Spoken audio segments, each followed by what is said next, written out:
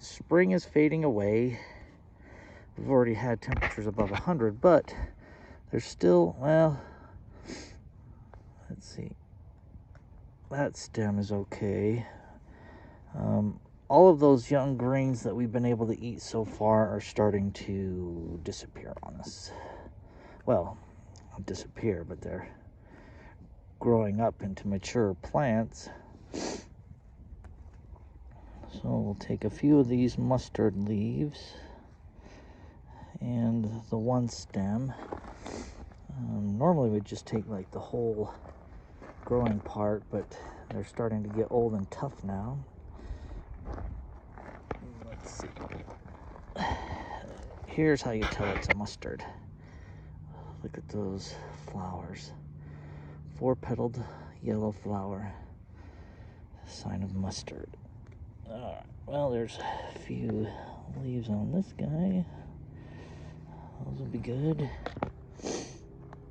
You can see the thistles are already flowering, so we can't eat those anymore. They're all too tough. There's a young one, but the flower stem or the flower stalk hasn't started yet. These guys have all gone already. So things are starting to get a little bit leaner as far as the those leafy greens go. So we're gonna have to rely on a little bit more different flora than what we had in the past. Let's see if I can't find some other things. Alright, as you can see, even the sourdock is starting to fade because it's already going to seed. So what I'm gonna do is nice and pruned. That should give us a little bit more longevity out of those leaves.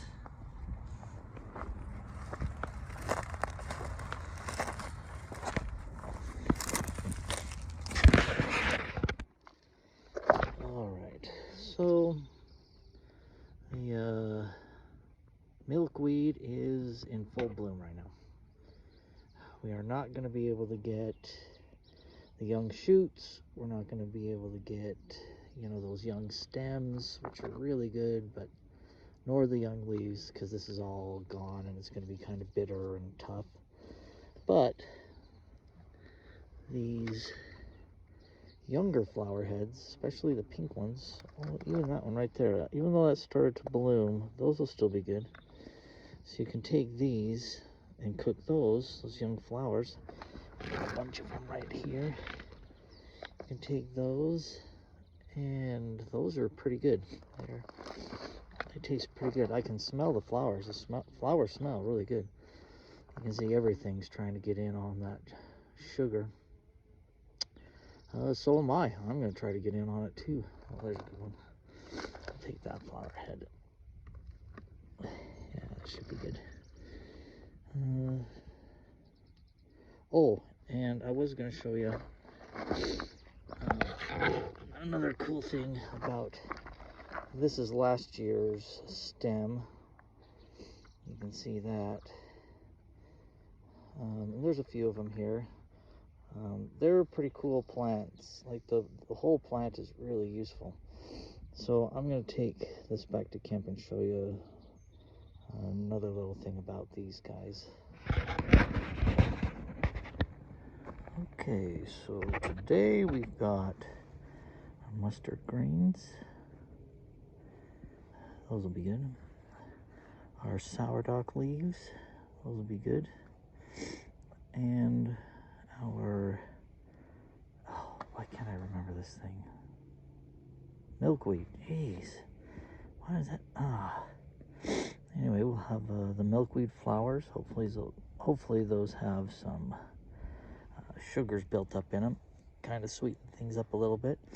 I think I may change the water once on those because they can tend to be a little bit on the bitter side. Everything else is good, so we'll try that. And also, I think I'm gonna try some of these seed heads and just see how those things perform when they're simmered, because the seeds are fine to eat, and we got plenty of them because we halted the growth of that. You know, these would make really good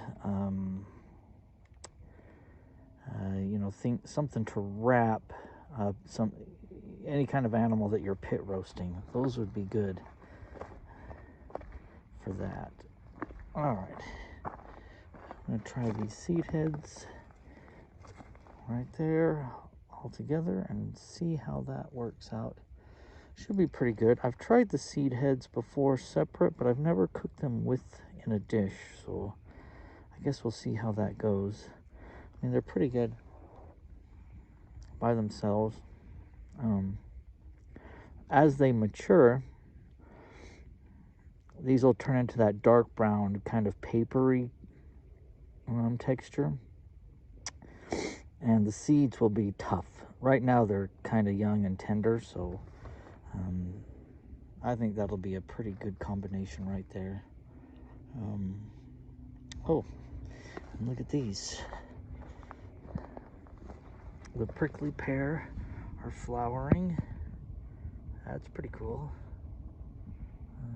Lots of extra protein in the form of bugs there also. But the fruits, I think, will be all right. We'll see here pretty soon. Anyway, we'll get cooking.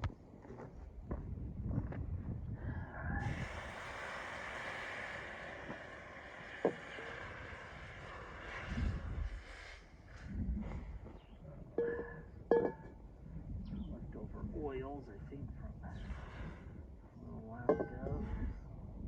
Yeah.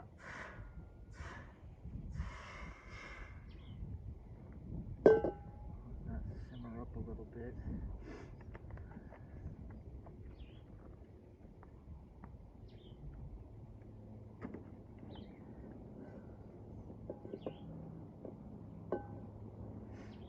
Again, I love working with these 3 rocks.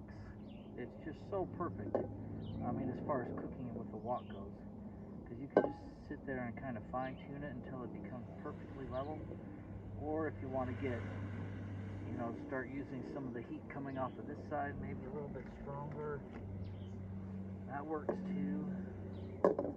Or if we want to take it off, you know, I love that. Cooking with the wok is so great.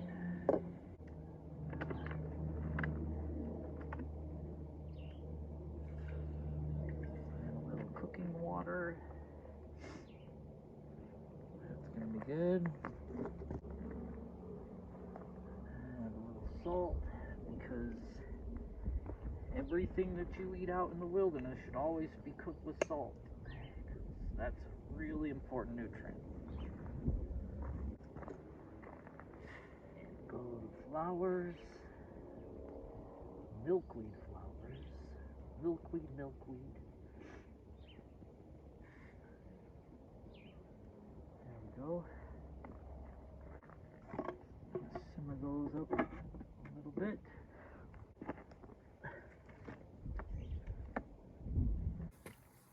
Okay, well, you might be wondering about my attire nowadays. I normally wear that really awesome gray t-shirt. Very nondescript. And, you know, for the most part, it works out really well.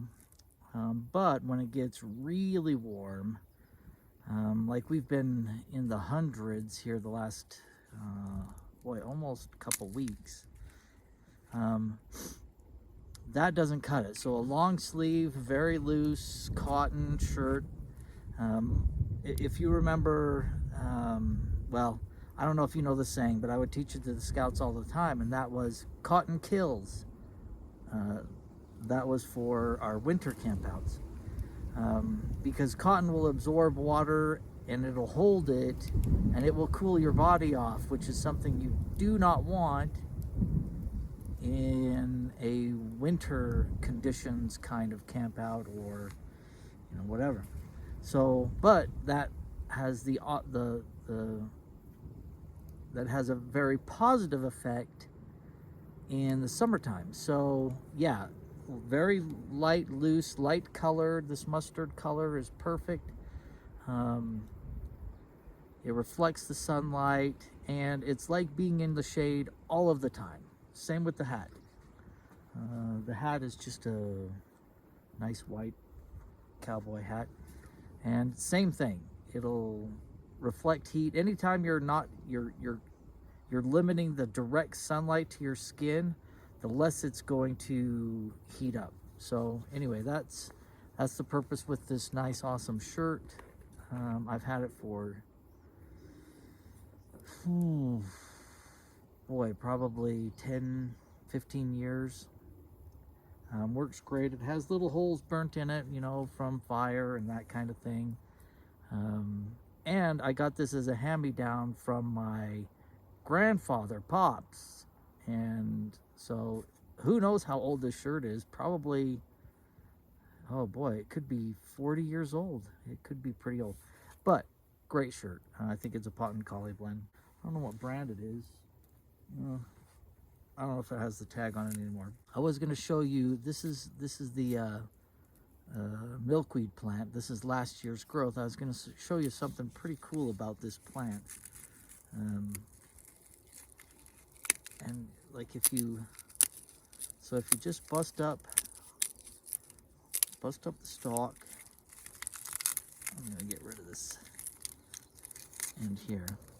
You might be able to see where I'm going with this, but as you start busting this out of there, getting rid of all of this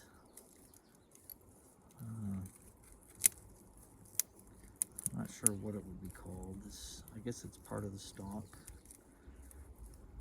Well, it is the stalk, but I don't know, it's kind of a... So I open it up so that you can kind of see that pithy core, and then you just start peeling and breaking. And sometimes I'll just do 2 of them because it's a little easier to manage. Do it just for an example today. So you may say, well, why don't you just peel it all the way down? Well, I can never get it to hold together very well that way. So if I just take it a little bit at a time, it tends to work out a little bit better for me, holding together. But yeah, you can take this stalk. Careful for the nodules where the branches were growing, or the leaves. I guess a leaf bed. And there. So now we have that bark. This is just the bark, and you can see how fine those threads can be. And then all I do is just start to get rid of all of that papery kind of material that's with it, separating basically just the fibers out. Let's see, what is it? Phloem, xylem.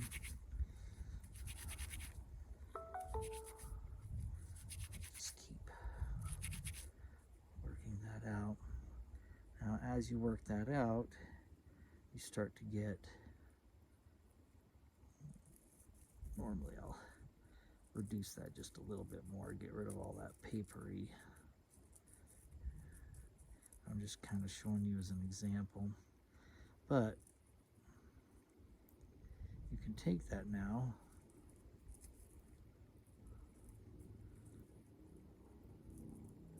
and twist that up.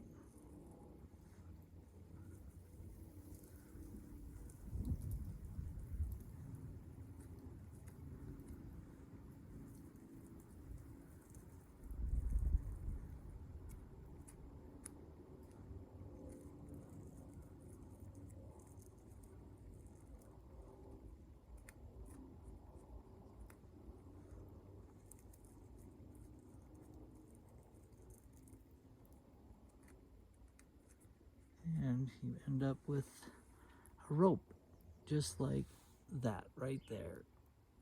And it is really strong stuff. Like this is, let's see, I would say it's as strong as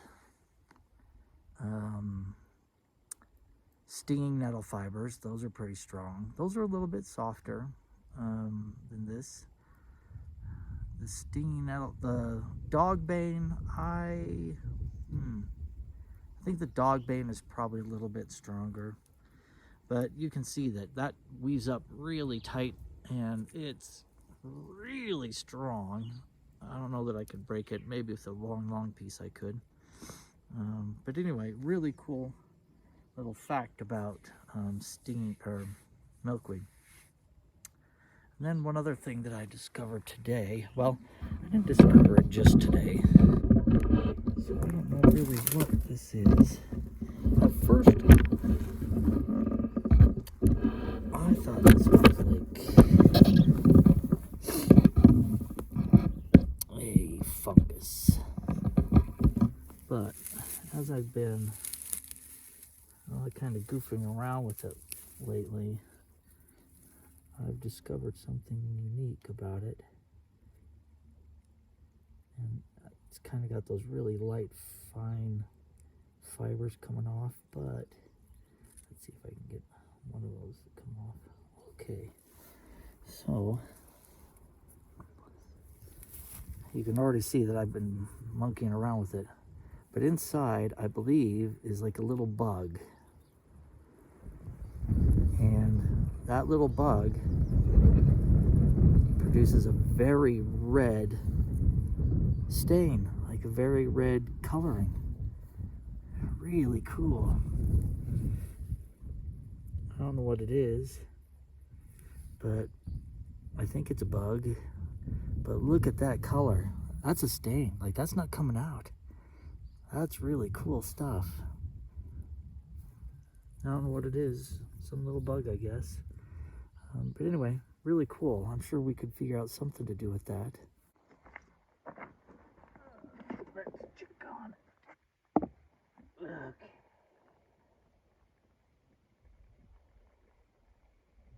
Pretty good. Try to get nice and tender. Smeared. Spray of mustard a little bit. Sourdough always turns into basically like spinach, cooks up like spinach. Little seeds, those look good. Alright, so far so good.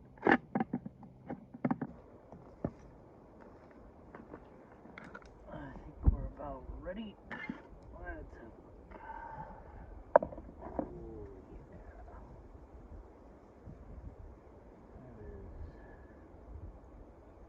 That is pretty good. Yeah. Mustard looks good. I wonder if that mustard could go a little bit longer.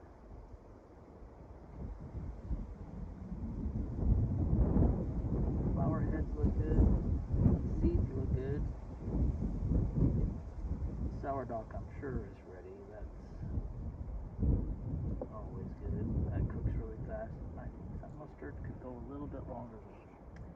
Let that go a little bit longer.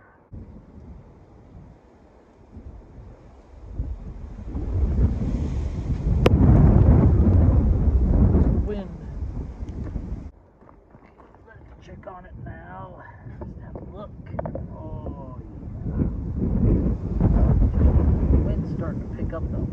Let's have like a little low pressure coming through. Clouds probably doing something to us. Alright, that looks pretty dang good. Sourdough, flowers, seeds. I honestly can't think of anything that would be more nutritious than this. So, pull our little fire. Put that down. Go. All right, let's get this ready to eat.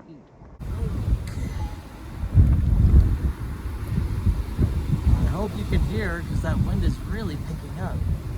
Kind of crazy. I did feel a couple drops, so we might have some weather coming through.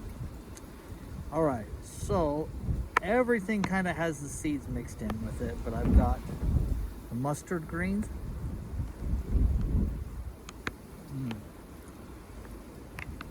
Those were good. Got the sourdough.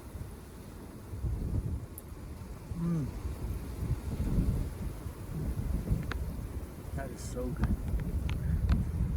And then we've got our flowers.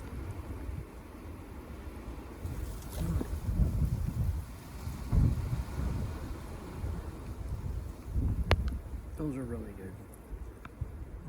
They do kind of have like a sweet flavor to them. And you can see like the water's a little bit discolored, kind of a purpley color. It's the flowers. The flowers are kind of leaching that color out, kind of in everything. But it's really, really good.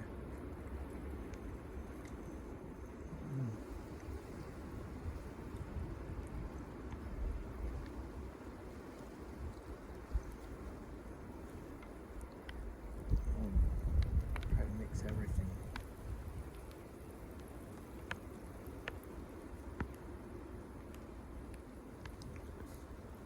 What a great meal. So healthy. So nutritious. So full of flavor.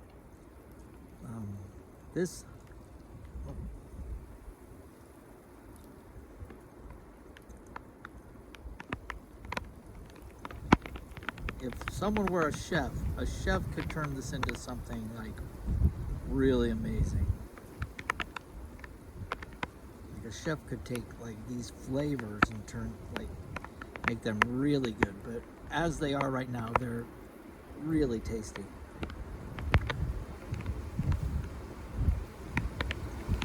This doesn't feel like a survival meal. It feels like a really nice sit-down kind of meal. The sourdough is incredible. Even the little seeds.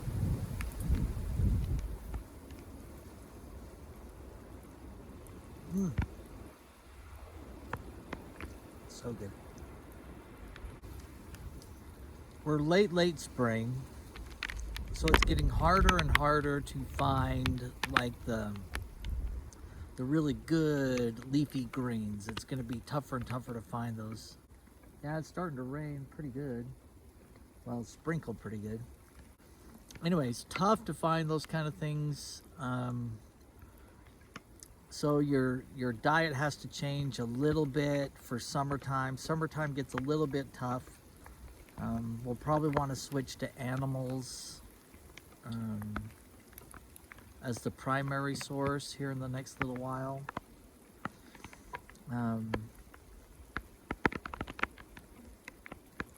But there's always little tricks that you can do. Some of the things are starting to come up now. Well, as things start to not be productive as far as the leafy greens go, the roots are now starting to become productive for things like dandelion. I know people eat dandelion, but I've never liked it. Ugh. Dandelion doesn't taste good. It just doesn't. I don't really know why people push that so much. Maybe because it's just really easy to identify. But I mean, these other plants here are they probably far exceed the nutritional value. At the very least, they equal it. Anyway, for whatever reason, people like to talk about dandelion greens. However, during the summertime, the roots are incredible. I really like the roots. The roots are terrific. So we'll go through that, I guess, a bit later. Anyway, I guess we'll see you on the next one.